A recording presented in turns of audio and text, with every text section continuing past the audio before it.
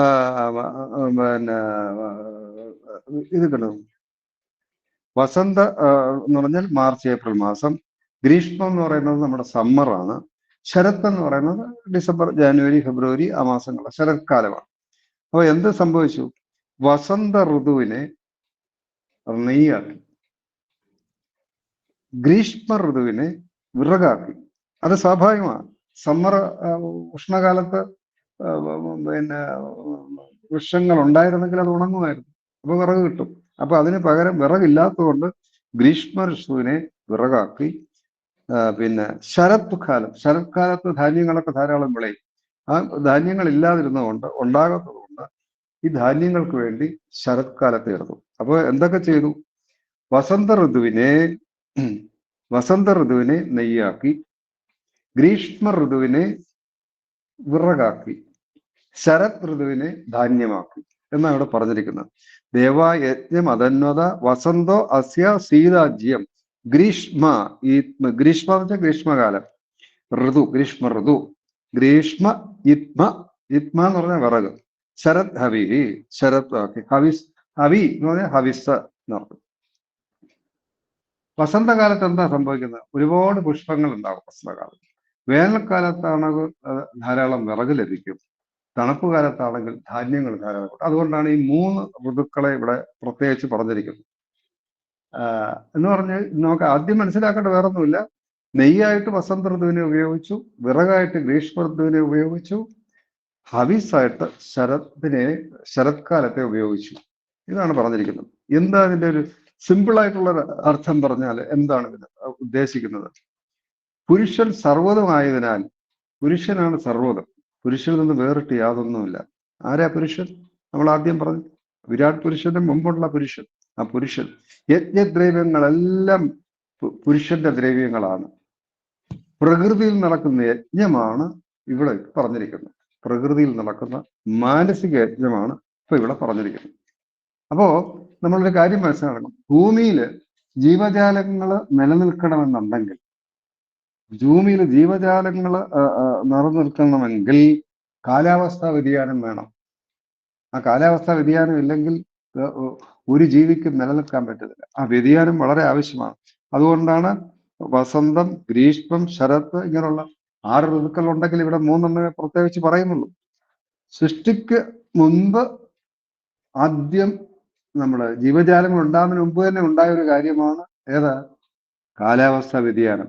അത് ആ കാലാവസ്ഥാ വ്യതിയാനം ഉണ്ടായതിനു ശേഷമാണ് ജീവസൃഷ്ടി നടന്നത് എന്ന് നമ്മൾ അർത്ഥനകളും. അപ്പൊ ഒരു കാര്യം നമ്മൾ ആലോചിക്കണം. സൃഷ്ടിക്ക് മുമ്പ് ഇവിടെ ജലം മാത്രം ഉണ്ടായിരുന്നു, സർവ്വസ്ഥലത്ത് 3/2 ഭാഗവും ഭൂമിയിൽ വെള്ളമാണ്. ആ ജലം എന്തായി? അത് ഉഷ്ണം കൊണ്ട് ഇങ്ങനെ തിളച്ചു മറിയുക. അതിപ്പോ നമ്മള് 100 ഡിഗ്രി ഒന്നും തിളപ്പിക്കണ്ട, അല്ലാതെ തന്നെ അത് തിളച്ചു മറിഞ്ഞു. അത് നീരാവിയാണ്. അത് നീരാവി ആയിക്കഴിഞ്ഞാൽ അത് മുകളിലേക്ക് അങ്ങ് പോവുക, ആകാശത്തേക്ക്. ആ ആകാശത്തേക്ക് പോയി കഴിഞ്ഞാൽ ഞാൻ ചോദിക്കട്ടെ, സമുദ്രത്തിൽ നിന്ന് വെള്ളം നീരാവിയായി മേപ്പോട്ട് പോയി കഴിഞ്ഞാൽ, ആ കാർമേഘം അവിടെ ഉണ്ടായിക്കഴിഞ്ഞാൽ മഴ പെയ്യുമ്പോൾ എങ്ങോട്ടാ വെള്ളം വീഴുന്നത്? കടലിൽ നിന്ന് വെള്ളം നീരാവിയായി മേപ്പോട്ട് പോകും. മേപ്പോട്ട് പോയി അവിടെ മേഘം ഉണ്ടായിക്കഴിഞ്ഞ് മഴ വന്നാൽ എവിടാ മഴ വീഴുന്നത്? മഴ എവിടാ വീഴുന്നത്? മനസ്സിലായിരുന്നു? വിജയലക്ഷ്മി, ഓഡിയോ ഓഫ് ആക്കണം വിജയലക്ഷ്മി. അതെ. ഈ കടലിലെ സമുദ്രത്തിലെ ജലം നീരാവിയായി ഉയരുന്നു. അതിന്റെ നേരെ മുകളിൽ അത് കാർമേഘമായിട്ട് നിലനിൽക്കുന്നു. അപ്പൊ മഴ പെയ്ത വെള്ളം എവിടെ വീഴും? മഴവെള്ളം വളരെ സിമ്പിൾ അല്ലേ ഇത്? എവിടെ വീഴുന്നത്?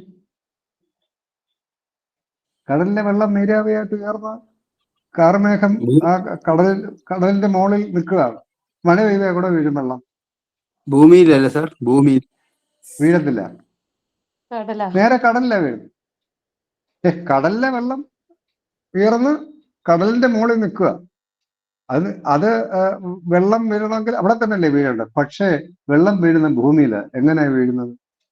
അവിടെ പഞ്ചഭൂതങ്ങളിൽ ഏറ്റവും പ്രധാനപ്പെട്ട വായു, കാറ്റാണ് നമ്മളെ രക്ഷിക്കുന്നത്. ആ കാറ്റ് ഈ 1/3 ഭാഗമുള്ള കരയിലേക്ക് ഇതിനെ മാറ്റിക്കൊണ്ടുവരിക. മനസ്സിലായി? അവിടെ വീഴാതിരിക്കാൻ വേണ്ടി ആ കടലിന്റെ മുകളിലുള്ള, ആ സമുദ്രത്തിന്റെ മുകളിലുള്ള ആ കാർമേഘത്തെ കരയിലെ ജീവജാലങ്ങൾക്ക് വേണ്ടി വായു, അതിനെ കാറ്റ്, അതിനെ അടിച്ച് നേരെ ഭൂമിയിലേക്ക് കൊണ്ടുവരിക, ഭൂമിയുടെ മുകളിൽ എത്തിക്കുക. അതാണ് പഞ്ചഭൂതം ചെയ്യുന്ന ഏറ്റവും വലിയൊരു സേവനം. ഇതിനൊക്കെയാണ് നമ്മൾ പറയുന്നത് പഞ്ചഭൂത ഉപാസന എന്നൊക്കെ പറയുന്നത്. ഈ വായുവിനെയും ഈ ജലത്തെയും ഭൂമിയെയും ആകാശത്തെയും നമ്മൾ ചുമ്മാ ബിംബാരാധന ചെയ്യുന്നത് പോലെ ആരാധന നടത്തണമെന്നില്ല. അതിനെ മലിനപ്പെടുത്താതിരുന്നാൽ മതി. ഏറ്റവും വലിയ കാര്യം അതാണ്. അതിനൊക്കെ വലിയൊരു ഉപാസന ഇല്ല. ഇപ്പൊ ഇന്നത്തെ കാലഘട്ടത്തിൽ അതാണോ നടക്കുന്നത്? കടലിലെ പോട്ട്, കായലിലെ പോട്ട്, കുളത്തിലെ പോട്ട്, സർവ്വ ജലാശയങ്ങളിലും മലിനപ്പെടുത്തുകയാണ് ഇന്ന് മനുഷ്യന്റെ ധർമ്മം. അങ്ങനെ ചെയ്യുന്നു. വായുവിനെ മലിനപ്പെടുത്തുക. എത്രത്തോളം പെട്രോളും ഡീസലും പുകച്ച് ആകാശത്തിൽ വിടുക അത്രത്തോളം ചെയ്യുക. ഇങ്ങനെ നമ്മൾ ഈ കാലഘട്ടത്തിൽ ചെയ്തുകൊണ്ടിരിക്കുന്നത് ഈ പഞ്ചഭൂതങ്ങളെ മുഴുവൻ മലിനപ്പെടുത്തിക്കൊണ്ടിരിക്കുക. യഥാർത്ഥത്തിൽ ആ മലിനപ്പെടുത്താതിരിക്കുന്നതാണ് ഏറ്റവും വലിയ പഞ്ചഭൂത ഉപാസന, ഏറ്റവും വലിയ സേവനം. ഞാനിവിടെ പറഞ്ഞു, സൃഷ്ടിക്കുമ്പോൾ ജലം മാത്രമേ ഉണ്ടായിരുന്നുള്ളൂ. ആ ജലം തിളച്ചു വന്ന് നീരാവിയായി മുകളിലേക്ക് പോകുന്നു. അവിടുന്ന് ഋതുക്കൾ ഉണ്ടാവുന്നു, വർഷകാലം ഉണ്ടാവുന്നു. അല്ലാത്ത സമയത്ത് കാറ്റ് അങ്ങോട്ട് മാറിക്കഴിഞ്ഞാൽ ഉഷ്ണകാലം ഉണ്ടാവുന്നു. ഇതൊക്കെ നമുക്ക് ഇത് പഞ്ചഭൂതങ്ങൾ നമുക്ക് ചെയ്തു തരും. അതാണ്. അപ്പം ഹവിസ് എന്ന് പറയുന്നത് ഞാൻ നേരത്തെ പറഞ്ഞു, ഇവിടെ ഹോമദ്രവ്യമാണ്. ഹോമദ്രവ്യം എന്ന് പറഞ്ഞാൽ പ്രധാനമായിട്ടും 3 കാര്യമാണ്. നെയ്യ്, പിന്നെ വിറക്, പിന്നെ ധാന്യങ്ങൾ. ഈ 3 ഏറ്റവും പ്രധാനപ്പെട്ട ഹോമദ്രവ്യം. ഇത് 3. ഇത് ഞാൻ നേരത്തെ പറഞ്ഞല്ലോ, ഇതൊരു മാനസിക യജ്ഞത്തെ സംബന്ധിച്ചാണ് പറഞ്ഞത്. ദേവന്മാർ ഈ യജ്ഞം ചെയ്തത് എന്തിനാണ്? അത് നമ്മൾ മനസ്സിലാക്കണം. പിന്നെ ഇത് ചെയ്തത് ജീവികളുടെ അഭിവൃദ്ധിക്ക് വേണ്ടിയാണ്, അല്ലാതെ അവർക്ക് വേണ്ടിയിട്ടല്ല. ജീവികളുടെ അഭിവൃദ്ധിക്ക് വേണ്ടിയാണ് അവർ ചെയ്തത്. മറ്റൊരു കാര്യം കൂടെ നോക്കണം. ഇത് തുടങ്ങിയ കാലത്ത്, ഈ മാനസിക യജ്ഞം ദേവന്മാർ തുടങ്ങിയ കാലത്ത് ഇവിടെ യാതൊരു കാര്യങ്ങളുമില്ല. നെയ്യില്ല, വിറകില്ല, പുഷ്പങ്ങളില്ല, ഒന്നുമില്ല. അപ്പൊ പിന്നെ എന്തിനെ ആശ്രയിക്കാൻ പറ്റും? അവർക്ക് ഋതുക്കളെ മാത്രമേ ആശ്രയിക്കാൻ പറ്റൂ. അതാണ് പറഞ്ഞത്. യജ്ഞം എന്ന കാര്യമാണ് ഇവിടെ പറയുന്നത്. ഇതെന്താ പ്രധാനമായിട്ട് ഇതിനകത്ത് വന്നിരിക്കുന്നതെന്ന് പറഞ്ഞാൽ, പുരുഷേണ ഹവിഷ ദേവ യജ്ഞമതന്വത. ദേവന്മാര് ചെയ്ത പ്രവൃത്തിയുടെ പേരാണ് യജ്ഞം. ഇതാണ് നമ്മൾ പഠിക്കേണ്ടത്. ഈ ശ്ലോകത്തിലൂടെ പഠിക്കേണ്ടതാണ്. നമ്മളും ചെയ്യേണ്ടത് യജ്ഞമാണ്. എന്താണ് യജ്ഞം? യജ്ഞം എന്ന് പറഞ്ഞാൽ അർപ്പണം എന്നാണ് അർത്ഥം. അർപ്പണം, ഭഗവാന് സമർപ്പിക്കുന്ന അർപ്പണം, യജ്ഞം. ഗീതാ ശ്ലോകം നമ്മൾ ചൊല്ലാറില്ലേ ആഹാരം കഴിക്കുമെന്ന്? എന്തുവാ പറയുന്നത് അർപ്പണത്തിന്?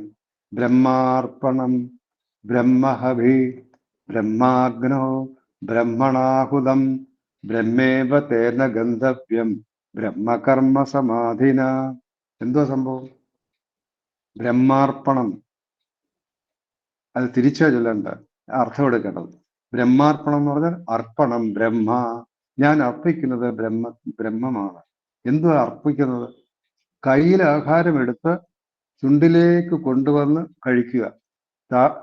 മേശപ്പുറത്ത് അല്ലെങ്കിൽ താഴെ ഇരുന്ന് ആഹാരം ഉരുളയാക്കി ചുണ്ടിന്റെ അഗ്രത്ത് വരെ കൊണ്ടുവരുന്ന പ്രോസസ്സിന്റെ പേരെയാണ് അർപ്പണം. അപ്പോ ബ്രഹ്മാർപ്പണം, ഈ പ്രോസസ്സിന്റെ പേര് ബ്രഹ്മാർപ്പണം. ബ്രഹ്മഹവി, ഞാൻ കഴിക്കുന്ന ആഹാരം ഉണ്ടല്ലോ, അത് ചപ്പാത്തി ആകട്ടെ, ചോറാകട്ടെ, റൊട്ടിയാകട്ടെ, എന്തെങ്കിലും ആവട്ടെ, എന്ത് ആഹാരമായാലും അതിനെ ഹവിസ്സായിട്ടാണ് നമ്മൾ.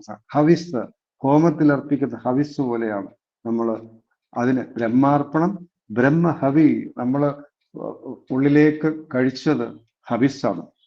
ബ്രഹ്മഹവി, ഹവിസ് ബ്രഹ്മമാണ്. ബ്രഹ്മ ആഗ്നവും, നമ്മളത് കഴിച്ചത് എങ്ങോട്ടാണെന്നറിയോ? ജഡരാഗ്നിയിലേക്കാണ്. ഉള്ളിലുള്ള ജഡരാഗ്നി, വയറിലുള്ള ജഡരാഗ്നി. ആ ജഡരാഗ്നി ഇല്ലെങ്കിൽ കഴിച്ച ആഹാരം വല്ലതും ദഹിക്കുമോ? ആഹാരം കഴിച്ച് മിണ്ടായിരിക്കുക, പിന്നെ വിശപ്പില്ല. ആഹാരം കഴിച്ച് അതിന്റെ ദഹനപ്രക്രിയ നടക്കണമെങ്കിൽ ഈ ജഡരാഗ്നി വേണം. അപ്പൊ ബ്രഹ്മ അഗ്നവും, അഗ്നി ബ്രഹ്മമാണ്. ബ്രഹ്മണാഹു, ബ്രാഹ്മണ എന്നല്ല പറഞ്ഞിരിക്കുന്നത്. ആ ശ്ലോകം പ്രത്യേകം നമ്മൾ ശ്രദ്ധിക്കണം. ബ്രഹ്മണാഹൂതം, ആഹൂതി ചെയ്യുന്നവൻ, ഇത് കഴിക്കുന്നവൻ ബ്രഹ്മമാണ്. ബ്രഹ്മേവ തേന ഗന്ധവ്യം. ഇതൊക്കെ ചെയ്യുന്നതുകൊണ്ട് നമ്മൾ എവിടെ എത്തുന്നത്? ബ്രഹ്മേവ തേന ഗന്ധവ്യം. നമ്മൾ എത്തിച്ചേർന്ന ബ്രഹ്മത്തിലേക്കാണ്. ബ്രഹ്മ കർമ്മ സമാധിന. സമാധിന എന്ന് പറഞ്ഞാൽ സമാധി അല്ല അർത്ഥം. സമാധിന എന്ന് പറഞ്ഞാൽ ഏകാഗ്രത എന്നർത്ഥം. ബ്രഹ്മ കർമ്മ സമാധിന എന്ന് പറഞ്ഞാൽ ബ്രഹ്മത്തിലേക്ക് എത്താനുള്ള കർമ്മം സമാധിന ഏകാഗ്രതയോടുകൂടി വേണം. ബ്രഹ്മത്തിലേക്ക് എത്താനുള്ള കർമ്മം നമ്മൾ ഏകാഗ്രതയോടുകൂടി ചെയ്യണം എന്നാണ് ഈ ശ്ലോകത്തിന്റെ അർത്ഥം. ഈ ഗീതാ ശ്ലോകത്തിൽ നമ്മൾ ഊണ് കഴിക്കുന്നതിന് മുമ്പ് ആദ്യം ഈ ശ്ലോകം ചൊല്ലിയിട്ടാണ് കഴിക്കുന്നത്. ബ്രഹ്മാർപ്പണം ബ്രഹ്മഹവി ബ്രഹ്മാഗ്നം ബ്രഹ്മണാകുലം ബ്രഹ്മേവ തേന ഗന്ധവ്യം ബ്രഹ്മകർമ്മ സമാധിന. അത് തന്നെയാണ് ഇവിടെ അർപ്പണം. ബ്രഹ്മാർപ്പണം. അർപ്പണം എന്ന് പറഞ്ഞാൽ യജ്ഞം. ഇവിടെ യജ്ഞത്തെ കുറിച്ചാണ് പറഞ്ഞത്. എന്താ പറഞ്ഞിരിക്കുന്നത്? പിന്നെ ആ ശ്ലോകത്തിൽ നമ്മൾ കണ്ടല്ലോ, ദേവ യജ്ഞം അതന്നത. ദേവന്മാർ യജ്ഞം ചെയ്തു. അതാണ് നമ്മൾ പറഞ്ഞത്. അപ്പൊ നമ്മളും സർവ്വതും ഈശ്വരാർപ്പണമായി ചെയ്യണം. ഈ വേറൊരു കാര്യം കൂടി ഇതിനകത്ത് മനസ്സിലാക്കാം. ഈ ദേവന്മാര് യജ്ഞം ചെയ്തില്ലേ, അവർക്ക് ഈ തുടങ്ങുന്ന സമയത്ത് തന്നെ യജ്ഞഭാവം ഉണ്ടായിരുന്നു, യജ്ഞമുണ്ടായിരുന്നു, യജ്ഞ സമർപ്പണ ഭാവം അവർക്കുണ്ടായിരുന്നു. നമ്മളെ പഠിപ്പിക്കാൻ വേണ്ടിയിട്ടാണ് ദേവന്മാരത് ചെയ്തത്. നമ്മളും സർവ്വതും ഈശ്വരാർപ്പണമായി ചെയ്യണം. യജ്ഞം എന്ന് പറഞ്ഞാൽ ഇതിന്റെ മലയാള അർത്ഥം കൂടെ പറഞ്ഞാൽ, യജ്ഞം എന്ന് പറഞ്ഞാൽ യജിക്കുക എന്നാണ്. യജിക്കുക എന്ന് പറഞ്ഞാൽ ത്യജിക്കുക എന്നാണ്. യജിക്കുക, നമുക്കൊന്നും വേണ്ട, നമ്മൾ സർവ്വതും ത്യജിക്കുകയാണ്. ആർക്ക് വേണ്ടി? അന്യർക്ക് വേണ്ടി. അതാണ് ത്യജിക്കുക. ഇനി വേറൊരു കാര്യം കൂടെ പറയാം. നമ്മുടെ യജ്ഞം എന്ന് പറയുന്നത് ചെറിയ വ്യത്യാസമേ ഉള്ളൂ. യാഗം എന്ന് പറയുന്നത്, യജ്ഞവും യാഗവും ഒരു വ്യത്യാസമുണ്ട്. അത് നമ്മൾ മനസ്സിലാക്കണം. എന്താണ് യാഗം എന്ന് പറയുന്നത്? യാഗം എന്ന് പറയുന്നത് ചില ലക്ഷ്യങ്ങൾ കാണും. ഇന്ന കാര്യത്തിന് വേണ്ടി യാഗം ചെയ്യുക. പുത്രകാമേഷ്ടി യാഗം എന്ന് പറഞ്ഞാൽ സന്താന ലാഭത്തിന് വേണ്ടി ചെയ്യുന്ന ഒരു യാഗമാണ് പുത്രകാമൻ. അശ്വമേധയാഗം സമ്പത്തിന് വേണ്ടിയാണ്. സോമയാഗം, ഇങ്ങനെയൊക്കെ പല പല യാഗങ്ങളുണ്ട്. പക്ഷെ യജ്ഞം അങ്ങനല്ല. യജ്ഞം എന്ന് പറയുന്നത് നമ്മൾ മനസ്സിലാക്കേണ്ടത് ലോക കല്യാണത്തിന് വേണ്ടി ചെയ്യുന്നതിന്റെ പേരാണ് യജ്ഞം. ബാക്കിയെല്ലാം യാഗമാണ്. അപ്പോ സ്വാമി എന്താ ചെയ്യുന്നത്? ഒരു യാഗവും നടത്താറില്ല. സ്വാമി നടത്തുന്ന യജ്ഞമാണ്. വേദപുരുഷ സപ്താഹ യജ്ഞം എല്ലാ വർഷവും നടന്നുണ്ട്. നവരാത്രിക്ക് വേദപുരുഷ സപ്താഹ യജ്ഞം സ്വാമിക്ക് വേണ്ടിയിട്ടാണോ ചെയ്യുന്നത്? സ്വാമി എന്നാ കുറച്ചു കാലം കൂടെ ജീവിക്കട്ടെ, എനിക്ക് അവതാരം കുറച്ചു കാലം കൂടെ അങ്ങനെ നീണ്ടുപോകണം, അങ്ങനെ വിചാരിച്ചിട്ടാണോ ചെയ്യുന്നത്? അല്ല. യജ്ഞം എന്ന് പറഞ്ഞാൽ തന്നെ യജിക്കുക, ത്യജിക്കുക, മറ്റുള്ളവർക്ക് വേണ്ടി. അതാണ്. അതുകൊണ്ടല്ലേ നമ്മുടെ സഹസ്രനാമത്തില് യജ്ഞേശ്വരായ നമ, ഓം ശ്രീ സായി യജ്ഞ ഗോത്രേ നമ, ഓം ശ്രീ സായി യജ്ഞ പുരുഷായ നമ, ഓം ശ്രീ സായി യജ്ഞ സംരക്ഷണായ നമ, ഇങ്ങനെയൊക്കെ തുടങ്ങി എത്രയോ നാമങ്ങൾ യജ്ഞവുമായിട്ട് ബന്ധപ്പെട്ട് നമ്മുടെ സഹസ്രനാമത്തിലുണ്ട്. യജ്ഞേശ്വരായ നമ എന്നാണ്. ഭഗവാൻ യജ്ഞത്തിന്റെ ഈശ്വരനാണ്. യജ്ഞ ഗോത്രേ നമ, യജ്ഞത്തെ ഗോത്രം ചെയ്യുന്നത് സംരക്ഷിക്കുന്നവനാണ് ഭഗവാൻ. യജ്ഞ പുരുഷായ നമ, ഭഗവാൻ യജ്ഞ സ്വരൂപനാണെന്നാണ് പറഞ്ഞത്. യജ്ഞ സംരക്ഷണായ നമ, യജ്ഞത്തെ സംരക്ഷിക്കുന്നവനാണ് ഭഗവാൻ, അല്ലെങ്കിൽ യജ്ഞത്തിന്റെ ഭരണാധികാരിയാണ് ഭഗവാൻ. ഇതൊക്കെ നമ്മൾ നിത്യവും ചൊല്ലുന്ന സഹസ്രനാമത്തിലൊക്കെ ഉണ്ട്. അപ്പോ അങ്ങനെ വരുമ്പോൾ യജ്ഞം എന്ന് പറയുന്നത് അന്യർക്ക് വേണ്ടി ചെയ്യുന്ന പ്രവൃത്തിയാണ്. അപ്പൊ ഞാനൊരു ഉദാഹരണം പറയാം. നമ്മൾ പ്രശാന്തി നിലയത്തിൽ ചെന്ന് ചെയ്യുന്ന പ്രശാന്തി സേവ, അതൊരു യജ്ഞമാണ്. അതൊരു പൂജയല്ല, യജ്ഞമാണ്. എന്തിനാ ചെയ്യുന്നത്? ആ പ്രശാന്തി നിലയത്തിൽ എത്തുന്ന ഭക്തരെ സംരക്ഷിക്കുന്നതിന് വേണ്ടി നമ്മൾ ചെയ്യുന്ന ഒരു പുണ്യപ്രവൃത്തിയാണ് പ്രശാന്തി സേവ. അത് യജ്ഞമാണ്. അതൊരു യജ്ഞമാണ്. സമിതി ലെവലിലോ നടത്തുന്ന സേവാ പ്രവർത്തനങ്ങളൊക്കെ നമ്മൾ യജ്ഞമാക്കി തീർക്കണം. ഇതുപോലെ തന്നെ. അതാണ് സ്വാമി ഉദ്ദേശിക്കുന്നത്. അതാണ് ദേവ യജ്ഞം അതന്വത വസന്തോ അസ്യാസ്. അത് ഞാൻ പറഞ്ഞല്ലോ. ഈ മൂന്ന് കാലങ്ങളെ വിറകായിട്ടും നെയ്യായിട്ടും പിന്നെ ധാന്യങ്ങളായിട്ടും ആ ദേവന്മാർ ഉപയോഗിച്ചു. കാരണം ഈ ഇത്തരം കാര്യങ്ങളൊന്നും സൃഷ്ടി തുടങ്ങിയ കാലത്തില്ല എന്നുള്ള കാര്യമാണ് ഈ ശ്ലോകത്തിലൂടെ നമ്മൾ മനസ്സിലാക്കേണ്ടത്. അടുത്ത ശ്ലോകം 7-ാമത്തത് ചൊല്ലിയാട്ടെ. 7-ാമത്തത്. രുക്മിണി. സൈരാം. സപ്താശാസൻ പരിധയഃ ത്രിസപ്തഃ സമിധകൃതാഃ ദേവാ യദ്യജ്ഞം തന്വാനാഃ അബധ്നൻ പുരുഷം പശും. അതെ, സപ്താസ്യാസൻ പരിധയ, അത് ശരിക്കും 4 വാക്കാണ്. സപ്ത അധികം അസ്യ അധികം അസൻ അധികം പരിധയ. പ്രത്യേകം മനസ്സിലാക്കണം. സപ്താസ്യാസൻ പരിധയ 4 വാക്കാ. സപ്ത പ്ലസ് അസ്യ പ്ലസ് അസൻ പ്ലസ് പരിധയ. സപ്ത എന്ന് പറഞ്ഞാൽ 7, നമുക്കറിയാലോ സപ്താഹം സപ്തം എന്നൊക്കെ. അസ്യ എന്ന് പറഞ്ഞാൽ ഇതിന്, അസൻ ഉണ്ടായി, അസൻ ഉണ്ടായി, പരിധയ പരിധികൾ ഉണ്ടായി, ഇതിന് 7 പരിധികൾ ഉണ്ടായി എന്നർത്ഥം. എന്തിന്? യജ്ഞത്തിന് 7 പരിധികൾ. ഇപ്പൊ നേരത്തെ പറഞ്ഞത് യജ്ഞത്തിനെ കുറിച്ചാണ്. അതിന് 7 പരിധികൾ ഉണ്ടായി. ത്രിസപ്ത സമിതാകൃതാഃ.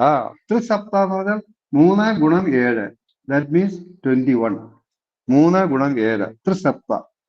സമിത സമിത്തുക്കൾ. സമിത്തുക്കൾ എന്ന് പറഞ്ഞാൽ പിന്നെ ഇന്ധനങ്ങൾ എല്ലാം. കൃത ഉണ്ടായി. ത്രിസപ്ത സമിത കൃതാഃ. ദേവ യത് യജ്ഞം തന്വാന. ദേവ യത് യജ്ഞം തന്വാന. ഇത് 4 വാക്കാ. പ്രത്യേകം നോക്കണം. പിന്നെ ദേവ പ്ലസ് യത് പ്ലസ് യജ്ഞം പ്ലസ് തന്വാന. ദേവ പ്ലസ് യത് പ്ലസ് യജ്ഞം പ്ലസ് ധന്വാന. അതാണ് ദേവ യത് യജ്ഞം തന്വാന. ദേവ എന്ന് പറഞ്ഞാൽ ദേവന്മാർ, യത് എന്ന് പറഞ്ഞാൽ യാതൊന്നിനെ, യജ്ഞമാക്കിയോ, തന്വാന ചെയ്തിട്ട് അല്ലെങ്കിൽ അത് തീർന്നുവോ എന്നർത്ഥം. അബദ്ധ്രൻ പുരുഷം പശും 3 വാക്കാ. അബദ്ധ്രൻ പ്ലസ് പുരുഷൻ പ്ലസ് പശും. അബദ്ധ്രൻ പ്ലസ് പുരുഷം പ്ലസ് പശും. അബദ്ധ്രൻ എന്ന് പറഞ്ഞാൽ അതിനെ ബന്ധിച്ചു, അതിനെ കെട്ടിയിട്ടു, ബന്ധിച്ചു. പുരുഷം പുരുഷനായിട്ട്, പശും പശുവിനെ പുരുഷനായിട്ട് ബന്ധിച്ചു എന്ന് തിരിച്ചർത്ഥം കൊടുക്കണം. അബദ്ധ്രൻ പുരുഷം പശും, പശും പുരുഷം അബദ്ധ്രൻ അർത്ഥം കൊടുക്കണം. ഇനി എന്തോ സിമ്പിളായിട്ടൊരു അർത്ഥം. മഹത്തത്വം, അഹങ്കാരം, പഞ്ചതന്മാത്രകള്, ഇതാണ് 7 പരിധികൾ എന്ന് പറയുന്നത്. യജ്ഞം ചെയ്യുന്നുള്ള 7 പരിധികൾ. മാനസിക യജ്ഞമാണ് ചെയ്യുന്നത്. ആ മാനസിക യജ്ഞത്തിന് ഇങ്ങനെയുള്ള 7 പരിധികളുണ്ട്. പിന്നെ എന്തുവാ പറയുന്നത്? ത്രിസപ്ത സമിതകൃതാഃ. സമിത എന്ന് പറഞ്ഞാൽ സമിത്തുക്കൾ, ഇന്ധനങ്ങൾ. അതെന്താണ്? 21 ത്രിസപ്തം 21. 21 ഇന്ധനമായി ഭവിച്ചു. എന്താ ത്രിസപ്ത 21 എന്നൊക്കെ പറയുന്നത്? 21 എന്ന് പറയുന്നത് 2 രീതിയിൽ അതിനർത്ഥം പറയുന്നു. 21 എന്ന് പറയുന്നത് 2 കണക്കാ. 21 12 മാസങ്ങൾ, 12 5 ഋതുക്കൾ, 17 3 ലോകങ്ങൾ, ത്രിലോകങ്ങൾ, 20 ആദിത്യൻ, അങ്ങനെ 21 അങ്ങനെ പറയും. അതല്ലെങ്കിൽ കർമ്മേന്ദ്രിയങ്ങൾ 5, ജ്ഞാനേന്ദ്രിയങ്ങൾ 5, പഞ്ചഭൂതങ്ങൾ, ഇതാരാ ഓൺ ചെയ്തിരിക്കുന്നു? പഞ്ചഭൂതങ്ങൾ 5, പഞ്ചപ്രാണങ്ങൾ 5, മനസ്സൊന്ന്. അപ്പം 14 20 പ്ലസ് 1 21. ഒന്നുകൂടെ പറയാം. 12 മാസങ്ങള്, 5 ഋതുക്കള്, 3 ലോകങ്ങള്, ആദിത്യൻ, ഇത്രയും ചേർന്ന് 21 എന്ന് പറയാം. അതല്ലെങ്കിൽ കർമ്മേന്ദ്രിയങ്ങൾ 5, ജ്ഞാനേന്ദ്രിയങ്ങൾ 5, പഞ്ചഭൂതങ്ങൾ 5, പഞ്ചപ്രാണങ്ങൾ 5, മനസ്സൊന്ന്. അപ്പൊ 14 20 പ്ലസ് 1 21. ഇതിനെയും ത്രിസപ്ത എന്ന് പറയാം. യജ്ഞം നടത്തുന്നതിനുള്ള സങ്കല്പത്തെയാണ് ഇവിടെ പരിധികൾ എന്ന് പറയുന്നത്. നമ്മൾ ഒരു സങ്കല്പിച്ചിട്ടാണ് യജ്ഞം ചെയ്യുന്നത്. അല്ലെ പുരുഷനെ കണ്ടിച്ചു കുറിച്ച് ഇതൊന്നും അല്ല അർത്ഥം. ഇതൊക്കെ മനസ്സിൽ സങ്കല്പിച്ച് ചെയ്യുക. പിന്നെ വേറെ ഇതിനർത്ഥമുണ്ട്. ഏഴെണ്ണം എന്ന് പറഞ്ഞത്. യജ്ഞത്തിന്റെ ഉത്തരഭാഗത്ത്, അതായത് മുമ്പിൽ 3 വേദികളുണ്ട്. യജ്ഞത്തിലുള്ള അഗ്നിക്ക് വേണ്ടിയിട്ട് 3 വേദികൾ ഒരുക്കും. പിന്നെ കൂടാതെ ആദിത്യന് വേണ്ടിയിട്ട് ഒരു വേദി ഒരുക്കും. അപ്പൊ 3 + 3 + 1, ഈ 7 വേദികളെ ഇവിടെ പരിധികൾ എന്ന് പറയാം, 7 പരിധികൾ എന്ന് പറയാൻ പറ്റും. പിന്നെ മറ്റൊന്ന്, വേറൊരർത്ഥം പറയുന്നു, മഹത്വത്വവും അഹങ്കാരവും പഞ്ചതന്മാത്രകൾ 5 എണ്ണം, ഇത് ചേർന്നതാണ് 7 പരിധികൾ എന്നും പറയാറുണ്ട്. പിന്നെ വേറൊന്ന് പറയാറുണ്ട്, ഒരുപാട് അർത്ഥമുണ്ട് ഇതിന്. 7 എന്ന് പറയുന്നത് ബാഹ്യപ്രകൃതിയാണ്. എന്നാലോ സപ്താസ്യാസൻ, പിന്നെ 21 ത്രിസപ്ത 21 എന്ന് പറയുന്നത് ആന്തരിക പ്രകൃതിയാണ്. അപ്പൊ 7 എന്ന് പറയുന്നത് ബാഹ്യപ്രകൃതി, 21 എന്ന് പറയുന്നത് ആന്തരിക പ്രകൃതി. അപ്പൊ പഞ്ചഭൂതങ്ങള് രാത്രി പകല് അങ്ങനെ എടുക്കാം, 7 എണ്ണം. അതെന്തുവാണ് സംഭവം? ഇതെല്ലാം ബാഹ്യപ്രകൃതിയാണ്, പ്രകൃതിയുമായിട്ട് ബന്ധപ്പെട്ടാണ്. ഏതാ? പഞ്ചഭൂതങ്ങള് രാത്രി പകല്. പക്ഷെ 21 എന്ന് പറയുന്നത് നമ്മളുമായിട്ട് ബന്ധപ്പെട്ട, ജീവനുമായിട്ട് ബന്ധപ്പെട്ട. അതെന്താണ്? ജ്ഞാനേന്ദ്രിയങ്ങൾ 5, കർമ്മേന്ദ്രിയങ്ങൾ 5, പ്രാണൻ 5, അന്ധക്കരണം 4. അന്ധക്കരണം എന്ന് പറഞ്ഞാൽ മനസ്സ്, ചിത്തം, ബുദ്ധി, അഹങ്കാരം. മനസ്സ്, ചിത്തം, ബുദ്ധി, അഹങ്കാരം, ഇതാണ് 4. അപ്പൊ 19 പിന്നെ ധർമ്മവും അധർമ്മവും 2, അങ്ങനെ 21. ഇത് ആന്തരപ്രകൃതി, നമ്മുടെ പ്രകൃതി, നമ്മുടെ ശരീരവുമായി ബന്ധപ്പെട്ട പ്രകൃതി. അങ്ങനെയും ഇതിനർത്ഥമുണ്ട്. ഇനി വേറെയും അർത്ഥമുണ്ട്. ഈ 7 എന്ന് പറയുന്നത് ഗായത്രിയുടെ ഛന്ദസ്, ഗായത്രി ഛന്ദസ്സിൽ 7 എണ്ണം പറയുന്നുണ്ട്. ഒന്നല്ല, 7 എണ്ണം. ഗായത്രി പോലുള്ള 7 ഛന്ദസ്സുകൾ. ഗായത്രി, ഉഷ്ണിപ്പ്, അനുഷ്ടിപ്പ്, ബൃഹതി, പങ്ക്തി, തൃഷ്ടിപ്പ്, ജഗതി, ഇങ്ങനെ 7 ഛന്ദസ്സുകളുണ്ട്. ആ 7 ഛന്ദസ്സിനെയും ഇവിടെ സപ്താസ്യാസൻ പരിതയ എന്ന് പറയുന്നുണ്ട്. പിന്നെ വേറെയും പറയുന്നുണ്ട്, യജ്ഞകുണ്ഡത്തിന് ചുറ്റും, അതിന് യജ്ഞകുണ്ഡം നമ്മൾ കണ്ടിട്ടില്ലേ, ഇഷ്ടിക വെച്ചുണ്ടാക്കിയിരിക്കുന്ന ഹോമകുണ്ഡം പോലെ, അത് തന്നെയാണ് യജ്ഞകുണ്ഡം. അതിന്റെ വടക്ക് ഭാഗത്ത് 2 ദർഭ വയ്ക്കും, തെക്ക് ഭാഗത്ത് 2 ദർഭ വയ്ക്കും, പടിഞ്ഞാറ് ഭാഗത്ത് 2 ദർഭ വയ്ക്കും. ശ്രദ്ധിച്ചോളാം, വടക്ക്, തെക്ക്, പടിഞ്ഞാറ്, ഈ 3 സ്ഥലങ്ങളിൽ ഈ 2 ദർഭ ഇങ്ങനെ അതിൻ്റെ കൂടെ ചേർത്ത് വെക്കും. കിഴക്കേ ഭാഗത്ത് ദർഭ വയ്ക്കത്തില്ല, അവിടെ ആദിത്യന് വേണ്ടിയിട്ട് 1 ദർഭ വയ്ക്കുക, ആദിത്യന് വേണ്ടിയിട്ട്. അപ്പം 23 6 + 1, ആദിത്യന് ദർഭവിക്കേണ്ട കാര്യമില്ല. ആദിത്യന് അവിടെ തെളിഞ്ഞു നിൽക്കുകയാണ്, ഭഗവാന്റെ മുമ്പിലാണ് നമ്മൾ യജ്ഞം ചെയ്യുന്നത്. എന്നാലും ഈ 3 ഭാഗങ്ങളിൽ ദർഭ വച്ചപ്പോൾ, അതിന് തമാശയായിട്ട് ഒരു ഇത് ഞാൻ കേട്ടിട്ടുള്ളത്, വീട്ടിൽ അതിഥി വരുന്നു, 6 പേര് അതിഥി വരുന്നു, അവർക്ക് 6 പേർക്ക് നമ്മൾ ചായ കൊടുക്കും. ഞാനിവിടെ ഉണ്ട്, അതിഥേയനാണ് ഞാൻ.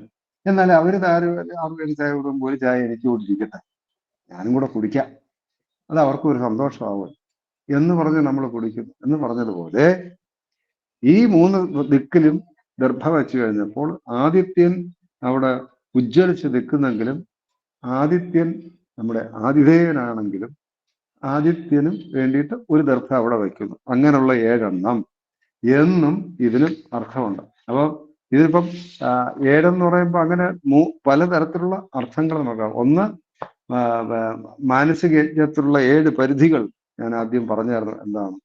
പിന്നെ അതിന് യജ്ഞത്തിന്റെ ഉത്തരഭാഗത്തുള്ള 3 ദിക്കുകള്, യാഗത്തിൽ അഗ്നിക്കുള്ള 3 വേദികള്, ആദിത്യൻ, ഇങ്ങനെയുള്ള 7 എന്നെടുക്കാം.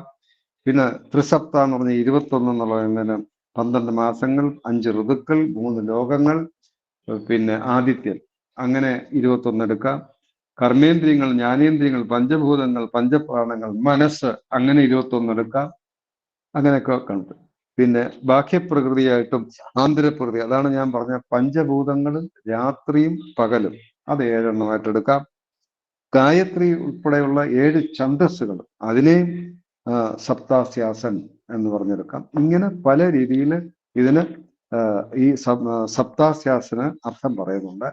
ഇവിടെ നമ്മൾ പിന്നെ സിമ്പിളായിട്ട് അവതരിക്കേണ്ട കാര്യം ഇത്രയേ ഉള്ളൂ. മഹത്തത്വം, അഹങ്കാരം, പഞ്ചതന്മാത്രകൾ, ഇവയാണ് നമ്മുടെ യജ്ഞത്തിനുള്ള 7 പരിധികൾ ഇത് നമ്മൾ മനസ്സിലാക്കിയിരിക്കണം എന്ന് മാത്രമാണ് ഇതുകൊണ്ട് നമ്മൾ മനസ്സിലാക്കേണ്ടത്. വേറെ കാര്യങ്ങൾ നമ്മൾ ഇതിനകത്തുനിന്ന് ഗ്രഹിക്കേണ്ടതില്ല. യജ്ഞം നമ്മൾ ചെയ്യണം. അത് ഞാൻ കഴിഞ്ഞ ശ്ലോകത്തിൽ പറഞ്ഞു. അത് നമ്മുടെ ഡ്യൂട്ടിയാണ്, അത് നമ്മുടെ ലക്ഷ്യമാണ്. ലക്ഷ്യത്തിൽ പ്രാപ്തിക്ക് വേണ്ടിയിട്ടുള്ള ഒരു പ്രധാന സാധനയാണ് യജ്ഞം. അതാണ് ഞാൻ ഉദാഹരണമായിട്ട് പ്രശാന്തി സേവ ഉൾപ്പെടെയുള്ള കാര്യങ്ങൾ പറഞ്ഞു. അപ്പൊ സപ്താസ്യാസൻ പരിതയ ത്രിസപ്ത സമിത കൃത ദേവയജ്ഞം തന്നാണ്. ഇനി അടുത്തത് എട്ടാമത്തത്, അതുകൂടെ ഒന്ന് വായിച്ചാട്ടെ.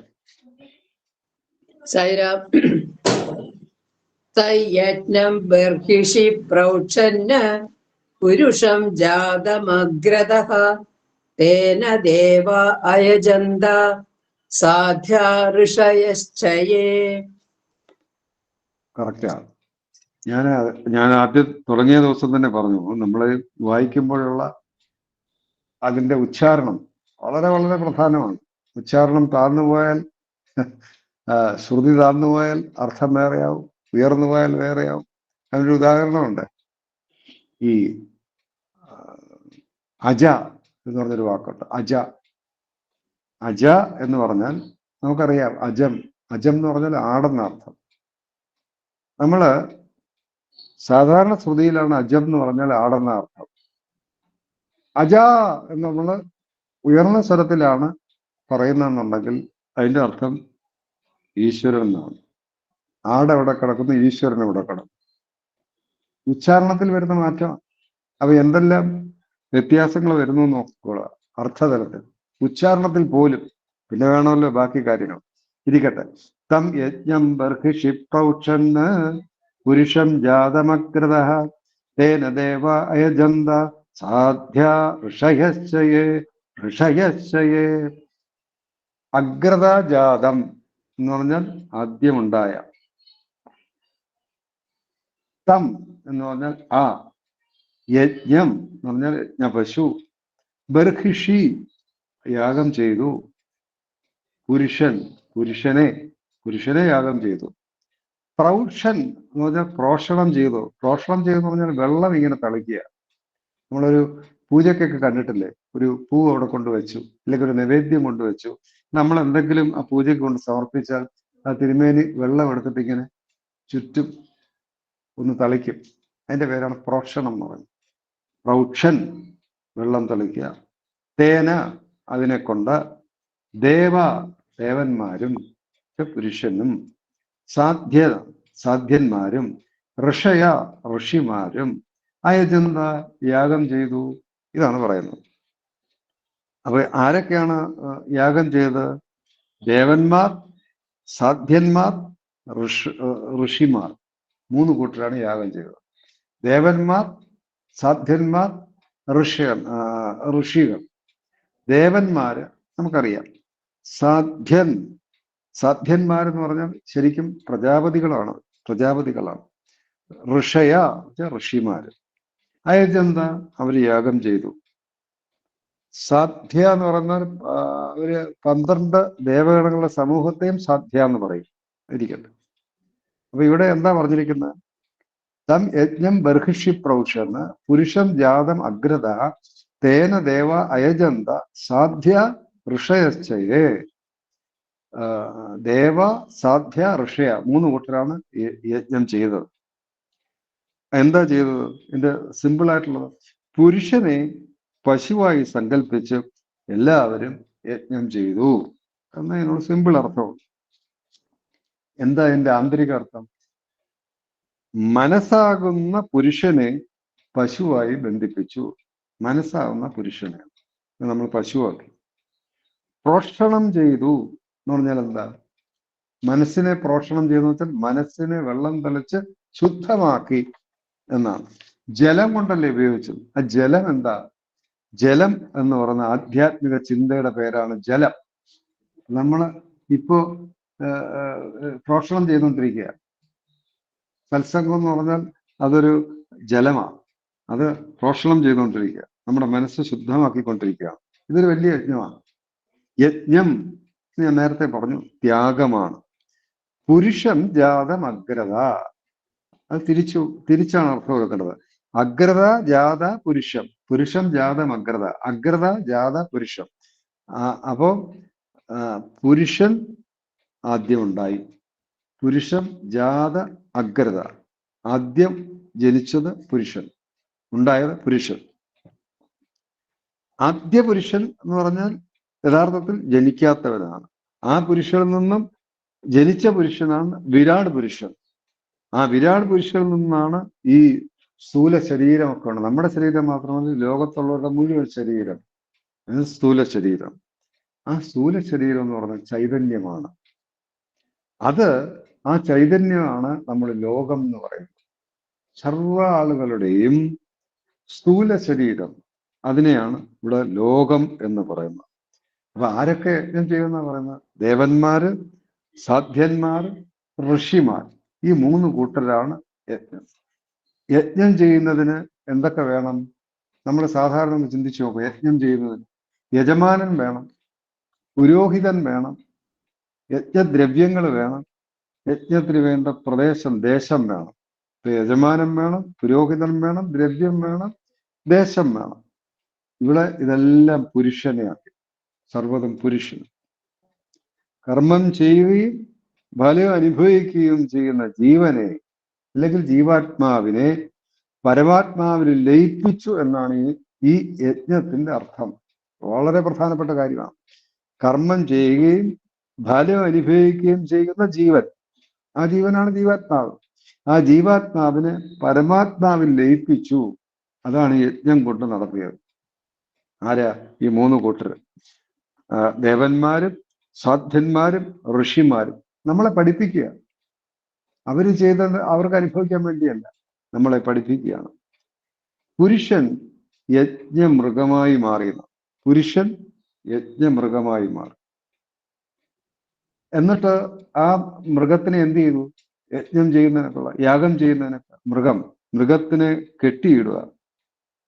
ഏതിലാ കെട്ടിയിട്ടത്? ത്യാഗം എന്ന് പറയുന്ന ഒരു കുറ്റിയിലാണ് കെട്ടിയിട്ടത്. ത്യാഗം എന്നാണ് കുറ്റിയുടെ പേര്. എന്നിട്ട് അതിന് മുമ്പായിട്ട് പ്രോക്ഷണം ചെയ്തു, പൂജ ചെയ്തു. എന്ന് പറഞ്ഞാൽ ജലം തളിച്ചു. എന്തിനെയാ? മനസ്സ് ശുദ്ധമാക്കുന്നതിന്. അപ്പോൾ നമ്മൾ ത്യാഗം ചെയ്യുന്നതിലൂടെ ജലം, അതായത് ജലം ഉപയോഗിച്ച് ജലം ഞാൻ പറഞ്ഞല്ലോ ആധ്യാത്മിക ചിന്തയാണ്. ആ ആധ്യാത്മിക ചിന്ത ഉപയോഗിച്ച് മനസ്സ് ശുദ്ധമാക്കണം. അപ്പൊ ത്യാഗവും വേണം, ആധ്യാത്മിക ചിന്തയും വേണം. ഈ 2 കാര്യങ്ങളാണ്. അതിന് നമ്മൾ ചെയ്യുന്നത് മാനസിക യജ്ഞം നടത്തുക. അതാണ് ഇവിടെ പറഞ്ഞിരുന്നത്. സ്വയം ത്യജിക്കപ്പെട്ടുകൊണ്ട് സൃഷ്ടികർത്താവാകാൻ ഒരുങ്ങുകയാണ് എന്നർത്ഥം. നമ്മൾ സ്വയം ത്യജിക്കുക. എന്തതിന്? അന്യർക്ക് വേണ്ടി, മറ്റൊന്നുമല്ല, നമുക്ക് വേണ്ടിയിട്ട്. ഞാൻ ചോദിക്കട്ടെ, സ്വാമി തന്നെ സ്വന്തം കാര്യത്തിന് വേണ്ടി എന്തെല്ലാം കാര്യങ്ങൾ സൃഷ്ടിച്ചു കൊടുക്കും നമ്മൾ നേരിട്ട് കണ്ടിട്ടുണ്ട്. എന്തെല്ലാം? വിഭൂതി, മോതിരങ്ങള്, പിന്നെ മാലകള്, പുസ്തകങ്ങള്, പേന, എന്തെല്ലാം വേണോ കയ്യിൽ ഒതുക്കുന്ന സാധനങ്ങളൊക്കെ നമ്മുടെ മുമ്പ്. അല്ലാത്തവർക്കല്ല, വൻ കാര്യങ്ങൾ സൃഷ്ടിച്ചു കൊടുത്തിട്ടുണ്ട്. ജനങ്ങൾ കാണത്തക്ക രീതി അല്ലാതെയും ചെയ്തിട്ടുണ്ട്.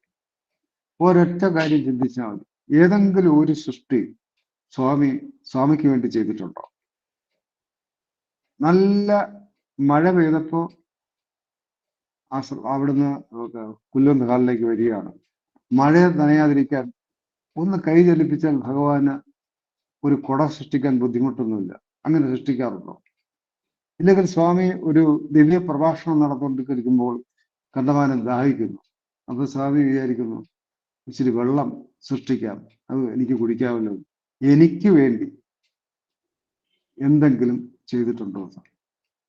ഒന്നും ചെയ്തിട്ടില്ല. അതാണൊരു ഏറ്റവും വലിയൊരു പ്രത്യേകത. ഇത് വലിയൊരു ഭാഗവത സന്ദേശമാണ് സ്വാമി നമ്മുടെ കാട്ടിത്തരുന്നത്. ഈ സൃഷ്ടി പ്രക്രിയയിലൂടെയൊക്കെ എന്താ ചെയ്തു? പല കാര്യങ്ങൾ സൃഷ്ടിച്ചു കൊടുക്കുന്നു. തനിക്ക് വേണ്ടി ഒന്നും ചെയ്യുന്നില്ല. ഭഗവാൻ ശ്രീകൃഷ്ണ പരമാത്മാവ് ഗോപകുമാരന്മാരോട് പറഞ്ഞ ഒരു സംഭവമാണെങ്കിൽ, ഗോപകുമാരന്മാരും കൃഷ്ണനും കൂടി ഇങ്ങനെ നടന്നു പോവാ. ഇങ്ങനെ നടന്ന് പോകുന്ന വഴിക്ക് അവരൊരു വനത്തിലേക്ക് പ്രവേശിച്ചു. ശ്രീകൃഷ്ണൻ ഗോപകുമാരന്മാരോട് പറഞ്ഞു, ഈ വനങ്ങളെയൊക്കെ ഒന്ന് നോക്കിയാട്ടെന്നോ. അവരെത്ര ധന്യരാണ് വനങ്ങൾ, ഈ വൃക്ഷങ്ങളെ. എന്താ കാര്യം? അവർ ജീവിച്ചിരിക്കുമ്പോൾ അവർ ചെയ്യുന്ന പ്രവൃത്തികൾ കണ്ടിട്ടുണ്ട്. എത്ര പേർക്ക് അവർ തണൽ കൊടുക്കും. അവർ വെയിൽ കൊണ്ടിട്ട് ഒരുപാട് പേർക്ക് തണൽ കൊടുക്കും. അതിൽ ഉൽപ്പാദിപ്പിക്കപ്പെടുന്ന ഫലങ്ങൾ അവർ മറ്റുള്ളവർക്ക് വേണ്ടി കൊടുക്കുന്നു. ഇതൊക്കെ ജീവിച്ചിരിക്കുമ്പോൾ ചെയ്യുന്നു. മരിച്ചു കഴിഞ്ഞാലോ ആ വൃക്ഷത്തിന്റെ തടി നല്ല ഒന്നാന്തരം ഉപകരണങ്ങൾ ഉണ്ടാക്കുന്ന, ഫർണിച്ചർ ഉണ്ടാക്കുന്ന ഒക്കെ ഉപയോഗപ്പെടും. അല്ല, മോശപ്പെട്ട വൃക്ഷമാന്നിരിക്കട്ടെ, അതിന്റെ ആ തടി വിറകിനായി ഉപയോഗിക്കാം, പാചകം ചെയ്യുന്നതിന് ഉപയോഗിക്കാം. ഇന്നത്തെ കാലമല്ല, ഗ്യാസ് ഒന്നുള്ള കാലമല്ല ഈ പറഞ്ഞത്. ഭഗവാൻ പറഞ്ഞ കാര്യമായി വർഷങ്ങൾക്ക് മുമ്പ്. ആരോടാ? ഗോപകുമാരന്മാരോട്. ഇത് പറഞ്ഞതിന്റെ അർത്ഥമല്ല, ഇവർക്കൊക്കെ, ഈ വൃക്ഷങ്ങൾക്കൊക്കെ ഇങ്ങനെയുള്ള കാര്യങ്ങളുണ്ട്. അന്യർക്ക് വേണ്ടി അവരിതെല്ലാം ചെയ്യുന്നു. നമ്മളോ? നമ്മൾ ജീവിച്ചിരിക്കുമ്പോഴൊന്നും ചെയ്യുന്നില്ല, മരിച്ചു കഴിഞ്ഞാൽ ഈ ശരീരം കൊണ്ട് യാതൊരു പ്രയോജനമില്ല. ഇതാണ് ഒരു സന്ദേശം പറഞ്ഞത്. ഈ സന്ദേശം തന്നെയാണ് സ്വാമി ജീവിതത്തിൽ നമ്മൾക്ക് കാട്ടിത്തന്നത്. എന്താണ്? എത്രയോ സൃഷ്ടി നടത്തുന്നു, ഒന്നും ഭഗവാന് വേണ്ടി ചെയ്തിട്ടില്ല. അപ്പൊ ജീവിതം തന്നെ സ്വാമി യജ്ഞമാക്കിയാണ് നമുക്ക് കാട്ടിത്തന്നത്. ആ യജ്ഞം തന്നെയാണ് ഇവിടെയും പറഞ്ഞത്. തം യജ്ഞം ബർഹിഷി പ്രോഷൻ പുരുഷൻ ജാതമഗ്രഹ അഗ്രതഃ തേന ദേവായജന്ത സാധ്യാർഷയശ്ചയേ എന്ന് പറഞ്ഞതുകൊണ്ട് നമ്മൾ മനസ്സിലാക്കേണ്ടത് എന്നാണ് എനിക്ക് പറയാനുള്ളത്. ഇനിയുള്ള ശ്ലോകങ്ങള് ഇതുപോലെ വിശദീകരണത്തിന് കുറച്ച് സമയം വേണ്ടി വരുന്നതുകൊണ്ട് ഇന്നത്തെ ഈ വേദാർത്ഥ ചിന്തനം ഞാനിവിടെ ഭഗവത്പാദങ്ങളിൽ സമർപ്പിക്കുകയാണ്. ഇത് സംബന്ധിച്ച് എന്തെങ്കിലും സംശയം ഉണ്ടെങ്കിൽ നിങ്ങൾക്ക് അത് ചോദിക്കാം. എനിക്കറിയാവുന്നതാണെങ്കിൽ ഞാൻ പറയാം, അല്ലെങ്കിൽ അടുത്ത ക്ലാസ്സിൽ അത് മനസ്സിലാക്കി പറയാം. അപ്പം 8ാമത്തെ ശ്ലോകം വരെയാണ് നമ്മൾ ഇന്ന് പറഞ്ഞു നിർത്തിയിരിക്കുന്നത്. ഞാനിവിടെ മാർക്ക് ചെയ്തൊക്കെ അല്ലെങ്കിൽ മറന്നു പോകുന്നതാണ്. ഇന്ന് എടുത്ത ശ്ലോകങ്ങൾ ഒന്നുകൂടെ ചൊല്ലിയാൽ നന്നായിരുന്നു. സംശയം ചൊല്ലിയാട്ടെ. 6ഉം 7ഉം 8ഉം 6ഉം 7ഉം 8ഉം.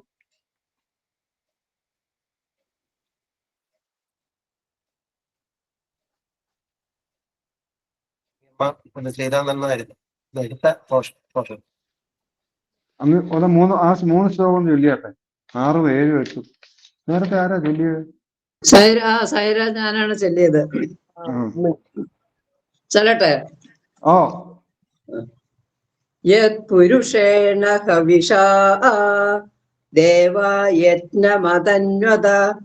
വസന്തോ അസ്യാസീദാജ്യം ഗ്രീഷ്മ ഇത്മ ശരദവിഃ സപ്താസ്യാസൻ പരിധയഃ ത്രിസപ്തഃ സമിധഃ കൃതാഃ ദേവാ യദ്യജ്ഞം തന്വാനാഃ അബധ്നൻ പുരുഷം പശും തയ്യജ്ഞം ബർഹിഷി പ്രൗച്ഛന്ന പുരുഷം ജാതമഗ്രതഃ തേന ദേവാ അയജന്ത സാധ്യാ ഋഷയശ്ചയേ.